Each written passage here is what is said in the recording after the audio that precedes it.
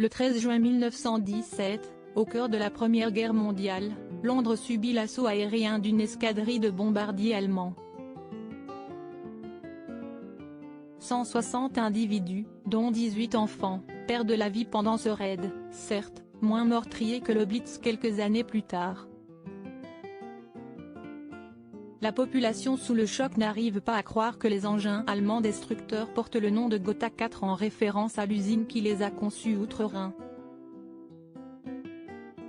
Car ce patronyme so shocking est aussi porté par le roi d'Angleterre, George V. Sur le trône depuis 1910, le monarque a bel et bien des origines allemandes.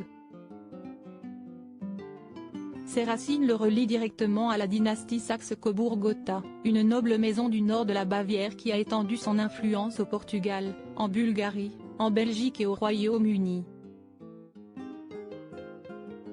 Porter le nom de l'ennemi à abattre pendant la Grande Guerre, voilà qui n'arrange pas les affaires de la couronne britannique. Les origines germaniques de George V embarrassent l'administration de Buckingham Palace. Surtout après le bombardement de juin 1917. Le roi prend alors une décision radicale en reniant ses racines. Un choix lourd de sens, puisqu'il a pour cousin le Kaiser Guillaume II, petit-fils de la reine Victoria. Le monarque renomme donc sa lignée, plus précisément en lui donnant une sonorité british. Pour nous-mêmes et pour nos descendants, l'usage des grades, titres, dignités et honneurs de duc et duchesse de Saxe, de prince et de princesse de Saxe-Cobourg-Gotha et autres dénominations allemandes ne nous appartiennent plus, annonce-t-il dans le Court Circular, le journal officiel de la cour.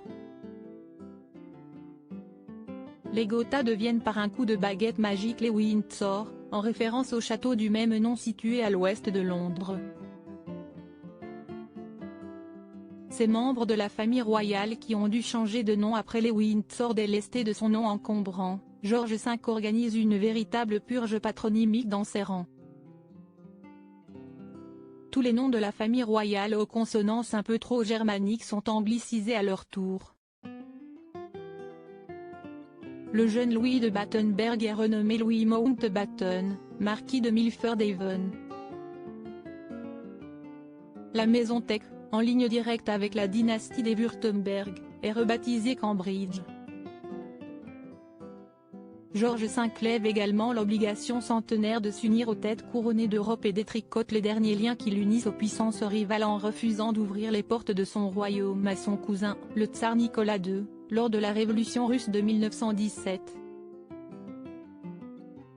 En Allemagne, Guillaume II se moque des joyeuses commères de Saxe-Cobourg-Gotha.